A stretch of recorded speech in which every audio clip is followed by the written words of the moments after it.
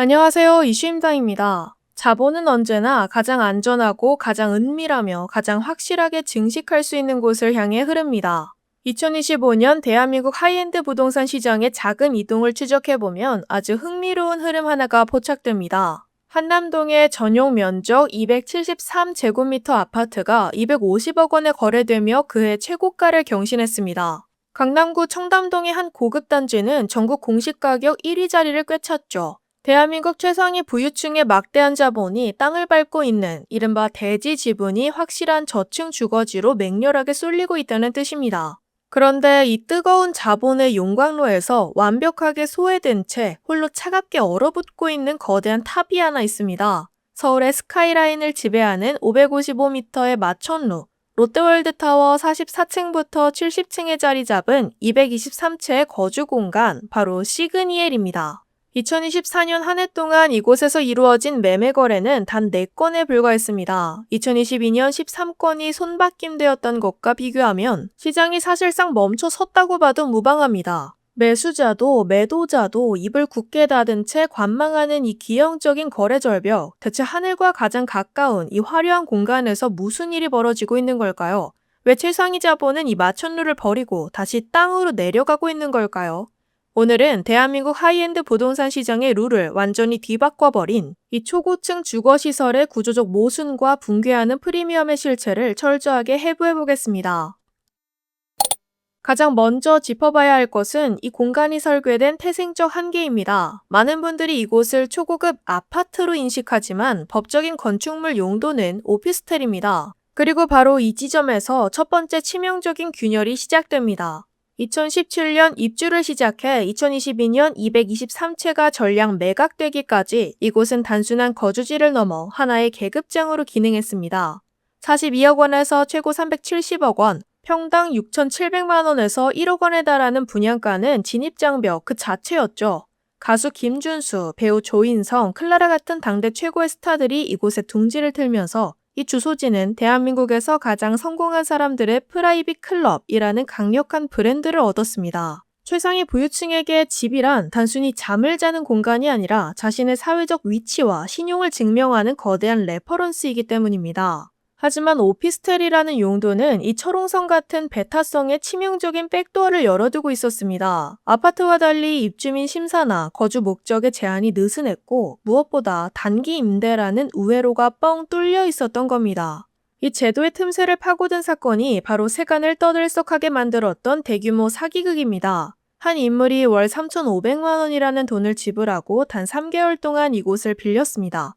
그는 수백억 원의 자산을 증명할 필요도 까다로운 신원조회를 거칠 필요도 없었습니다. 그저 1억 원 남짓한 현금만으로 대한민국 최고의 주소지를 자신의 명함으로 만들어버린 겁니다. 그는 이 화려한 공간으로 사람들을 불러 모았고 압도적인 야경을 배경 삼아 자신의 거짓된 권력을 연출했습니다. 결과는 참혹했습니다. 강연 등에서 만난 27명의 피해자가 총 30억 7,800만 원이라는 막대한 돈을 갈취당했죠. 검찰 수사로 모든 전말이 드러났을 때 시장이 받은 충격은 단순한 사기 사건 그 이상이었습니다. 최상위 자본가들에게 보안과 이웃의 수준은 자산 가치를 결정짓는 가장 핵심적인 요소입니다. 그런데 고작 몇 달치 월세만 내면 출처를 알 수 없는 자본이나 목적이 불분명한 인물들이 내 이웃이 될 수 있다는 사실이 만천하에 드러난 겁니다. 스스로 쳐놓았던 거대한 진입장벽이 사실은 돈만 내면 언제든 열리는 자동문이었다는 것.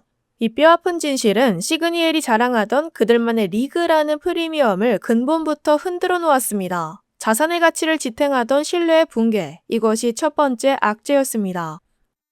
프리미엄이 흔들리기 시작하자 그동안 화려함에 가려져 있던 물리적인 결함들이 수면 위로 떠오르기 시작했습니다. 인간을 땅을 딛고 자연과 호흡하며 살아가도록 진화했습니다. 하지만 555m 상공의 삶은 자연의 섭리를 거스르는 철저히 기계에 의존해야만 하는 인공의 요새에 가깝습니다. 가장 치명적인 단점은 바로 호흡의 통제입니다. 초고층 건축물의 구조적 특성상 강풍과 기압 차이로 인해 창문을 임의로 개방할 수 없습니다. 안전을 위한 불가피한 선택이지만 이는 곧 자연풍을 통한 환기가 원천적으로 차단된다는 것을 의미합니다. 건설사 측은 법적 기준치의 2.6배에 달하는 강제 환기 시스템을 구축하고 광플라즈마 기술을 도입해 공기를 정화한다고 강조합니다. 스펙상으로는 완벽에 가까운 수치입니다. 하지만 입주 4년차를 넘긴 거주민들의 입에서는 공기가 답답하다, 과거에 비해 쾌적함이 떨어진다는 불만이 꾸준히 새어나오고 있습니다. 아무리 최첨단 필터를 거친 바람이라 하더라도 창문을 활짝 열고 맞이하는 자연의 바람은 대체할 수는 없었던 겁니다. 이뿐만이 아닙니다. 한국인의 주거 DNA에 각인된 바닥 난방 시스템 역시 이 초고층 타워에는 존재하지 않습니다. 대신 천장에서 따뜻한 바람을 내려보내는 히터 방식이 적용되었죠. 머리는 뜨겁고 발은 차가운 전형적인 서구형 상업시설의 난방 방식은 일상적인 주거의 안락함을 크게 저해하는 요소로 작용했습니다. 거주자를 피곤하게 만드는 일상 속의 미세한 마찰력도 무시할 수 없습니다. 보안과 프라이버시를 위해 도입된 시스템들이 오히려 거주자의 발목을 잡는 역설이 발생한 겁니다. 밤 10시가 넘어가면 배달 음식을 문 앞까지 받을 수 없어 거주자가 직접 1층 로비까지 내려가야 합니다. 주차장에서 집으로 가기 위해서는 엘리베이터를 2번이나 갈아타야 하는 번거로운 동선을 감수해야 하죠. 외부 손님이 방문할 때마다 차량 번호와 신원을 일일이 기록으로 남겨야 하는 깐깐한 보안 절차는 역설적으로 누군가에게 자신의 인적 네트워크가 고스란히 데이터로 축적된다는 불쾌감을 안겨주기도 합니다. 이러한 현상은 비단 한국만의 문제가 아닙니다. 뉴욕 맨해튼의 스카이라인을 찌르는 432 피크 애비뉴의 사례를 보시죠. 한때 세계 최고의 주거용 마천루로 불렸던 이곳 역시 입주민들이 무려 1,500건에 달하는 치명적인 결함을 찾아내며 법적 분쟁에 휩싸였습니다. 2018년 60층 높이에서 고압 배관이 파열되며 한 세대는 무려 50만 달러라는 천문학적인 재산 피해를 입었습니다. 74층에서는 누수가 발생해 엘리베이터 운행이 몇 주 동안 완전히 마비되는 촌극이 벌어지기도 했죠. 견디다 못한 입주민들은 결국 개발사를 상대로 2억 5천만 달러, 우리 돈 약 2,945억 원에 달하는 거대한 소송을 제기했습니다. 얘는 초고층 주거시설이 공통적으로 안고 있는 태생적인 딜레마를 정확히 보여줍니다. 건물이 하늘 높이 솟아오를수록 이를 유지하기 위한 설비와 배관의 복잡도는 기하급수적으로 증가합니다. 층간을 관통하는 거대한 수압과 풍압, 진동을 견뎌내야 하며 단 하나의 시스템 에러가 건물 전체의 마비로 이어지는 하이리스크 구조를 피할 수 없습니다. 하늘과 가까워질수록 일상의 평온함은 멀어지고 기계 결함에 대한 불안감은 커지는 셈입니다. 물리적 쾌적함의 결여와 프라이버시의 훼손은 그나마 개인의 인내심으로 감내할 수 있는 영역일지도 모릅니다. 하지만 하이엔드 부동산을 철저한 투자 관점에서 바라볼 때 이 건물이 품고 있는 가장 파괴적인 리스크는 전혀 다른 곳에 도사리고 있습니다. 바로 소유하는 순간부터 쉴 새 없이 발생하게 되는 강제적 현금 유출, 즉 천문학적인 관리비 구조입니다. 이곳의 민낯을 가장 적나라하게 보여주는 숫자가 하나 있습니다. 바로 685만 2,980원. 단 한 달 동안 이 공간을 점유하기 위해 지불해야 했던 역대 최고치 관리비 명세서의 청구 금액입니다. 이것이 얼마나 기형적인 재무 부담인지 체감해 보시죠. 우량은행에 수십억 원의 현금을 예치해 두어야만 손에 쥘 수 있는 세후 이자 수익이 매달 허공으로 증발하는 것과 같습니다. 단순히 관리비를 내는 수준이 아니라 가게나 기업의 현금 흐름 자체를 갉아먹는 거대한 블랙홀이 집 안에 자리 잡고 있는 셈입니다. 더욱 기가 막힌 사실은 이 비용이 거주자의 실제 사용량과 무관하게 발생한다는 점입니다. 전등을 끄고 수도꼭지를 잠그고 심지어 집을 완전히 비워둔 채 해외에 체류하더라도 자산의 출혈은 멈추지 않습니다. 앞서 언급한 24시간 공기순환 시스템은 입주민의 부재와 상관없이 건물의 구조적 안정을 위해 끊임없이 가동되어야 합니다. 여기에 6성급 호텔식 컨시어지 서비스를 유지하기 위한 인건비, 555m 높이의 타워를 방어하기 위해 24시간 교대 근무를 서는 37명의 자체 소방 및 안전요원 인건비가 고스란히 n분의 1로 청구됩니다. 보이지 않는 유지보수 비용의 스케일은 우리의 상식을 가볍게 뛰어넘습니다. 초고속 엘리베이터의 안전을 위해 쇠줄을 단 한 번 교체하는 작업에만 무려 9억 원이라는 막대한 예산이 투입됩니다. 이런 초거대 스케일의 수선 유지비는 결국 매월 입주민들이 적립하는 관리비에 무겁게 얹혀집니다. 이로 인해 아무도 살지 않는 공실 상태로 집을 방치하더라도 연간 3천만 원에서 4천만 원의 고정 비용이 발생합니다. 만약 실제로 거주하며 일상적인 생활을 영위한다면 이 금액은 연간 5천만 원에서 6천만 원 선으로 훌쩍 뜁니다. 가장 저렴하다는 기본 관리비조차 월 320만 원에서 330만 원을 맴돕니다. 자산을 소유함으로써 부를 축적하는 것이 아니라 매년 최고급 세단 한 대씩을 건물 유지비로 강제 헌납해야 하는 지독한 마이너스 캐시플로우의 늪에 빠지게 되는 것입니다. 보안의 맹점, 주거 쾌적성의 한계, 그리고 가혹한 유지 보수 비용. 이 세 가지 구조적 모순이 하나로 융합되자 시장은 마침내 이 거대한 마천루를 향해 가장 냉혹한 심판을 내리기 시작했습니다. 신뢰와 프리미엄이라는 환상이 거친 자리에 남은 건 처참하게 부서진 데이터뿐이었습니다. 전용 면적 190제곱미터 세대의 실거래가 추이를 추적해보면 이 자산의 궤적이 얼마나 가파르게 꺾이고 있는지 명확히 드러납니다. 2022년 80억 원이라는 정점을 찍었던 이 평형은 불과 3년 만인 2025년 60억 5천만 원으로 곤두박질 쳤습니다. 단일 거래에서 무려 20억 원이라는 자산 가치가 공기중으로 산화된 것입니다. 규모를 키워 초대형 평형으로 넘어가면 낙폭은 더욱 충격적입니다. 4년 전의 최고점 대비 무려 35억 원 가까이 하락한 수치를 기록했습니다.